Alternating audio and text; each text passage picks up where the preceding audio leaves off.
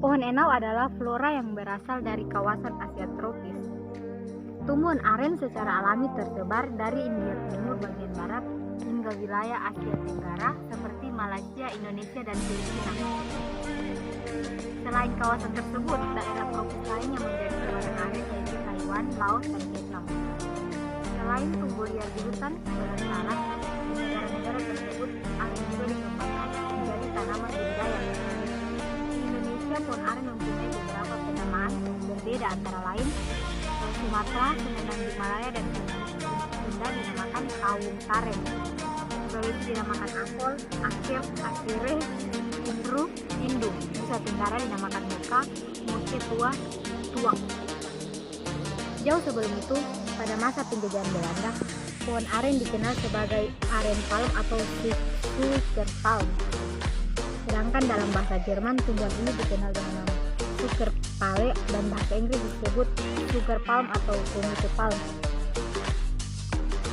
Aren merupakan salah satu pohon yang dilindungi di Indonesia.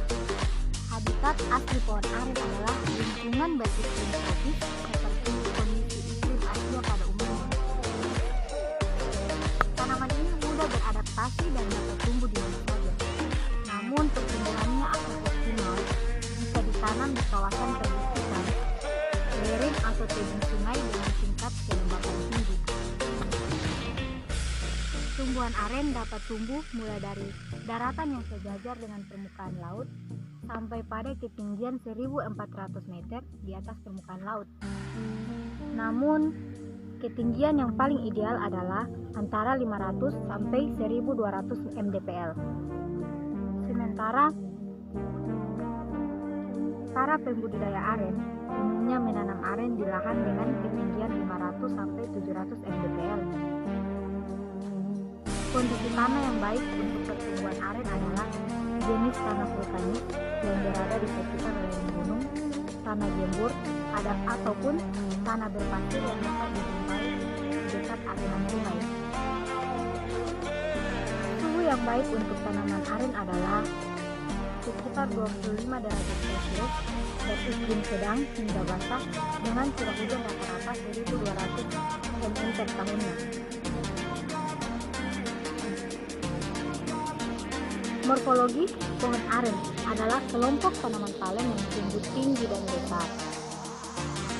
Ketinggian maksimal yang bisa dicapai sekitar 25 meter dengan diameter 65 cm. Batangnya termasuk kokoh dan terdapat serabut warna hitam di bagian atas batang yang dikenal sebagai induk atau duk. Ijuk merupakan bagian dari pelepah aren yang pertumbuhannya menyelubungi bagian batang pohon. Struktur batang aren berkayu pada bagian luarnya dan berpengaruh di bagian dalamnya. Morfologi batang dari tanaman ini sangatlah khas dan mirip dengan pohon kelapa. Jenis daun tanaman aren adalah majemuk dengan pertulangannya mirip kurang lebih sama dengan daun kelapa atau pohon nipah. Panjang daunnya dapat mencapai 5 meter dan memiliki tangkai daun dengan panjang hingga 1,5 meter. Selain daunnya memiliki panjang sekitar 1,4 meter dengan lebar 7 cm.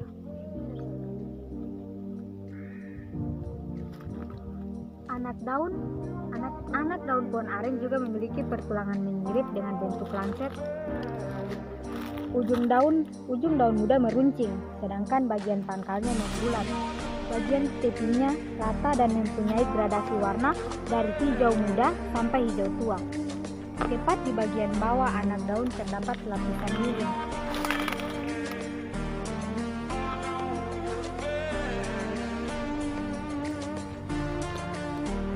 Bunga aren berbentuk kronkol dan merupakan bunga berlima satu, artinya bunga betina dan bunga jantan tumbuh menyatu di tompolnya. Letak tumbuhnya bunga aren jenis jantan adalah di bagian ketiak daun dan mempunyai benang sari, sedangkan bunga betinanya berbentuk bulat.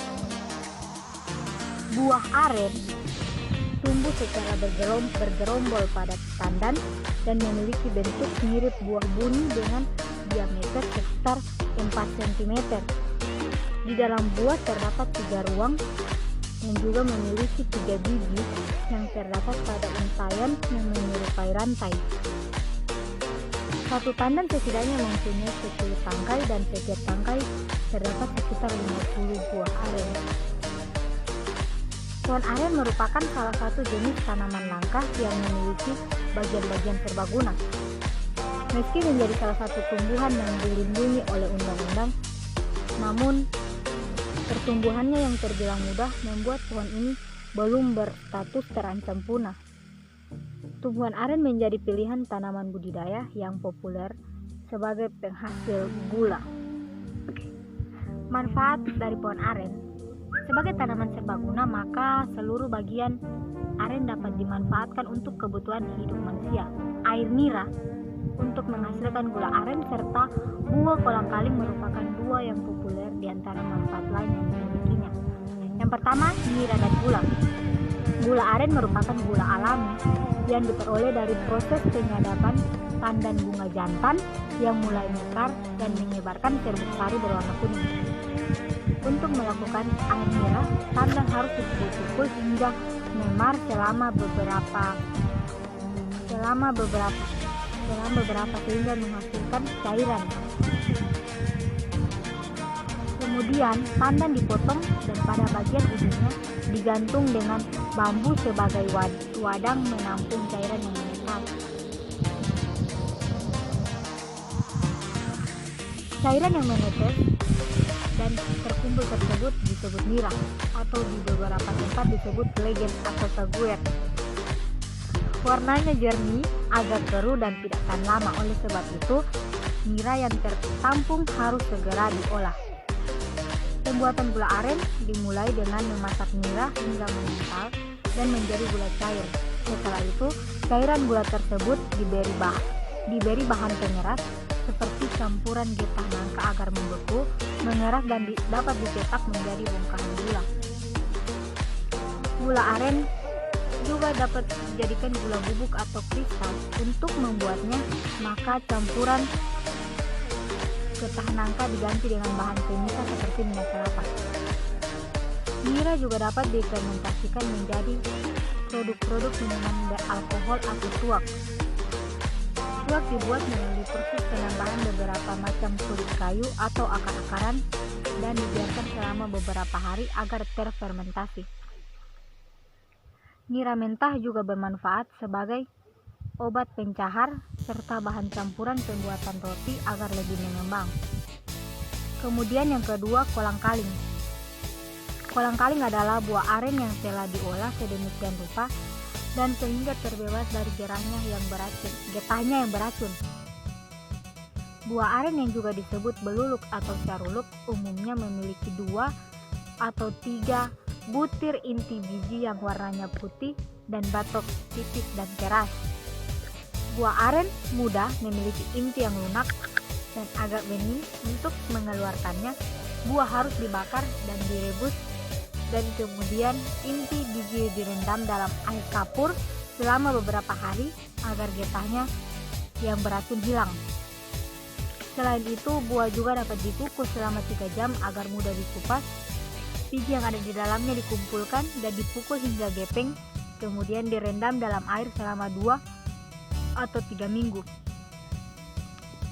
Kemudian yang ketiga yaitu untuk bahan bangunan dan rumah tangga. Bagian pohon aren yang dapat dimanfaatkan sebagai bahan bangunan adalah daun ijuk dan batangnya.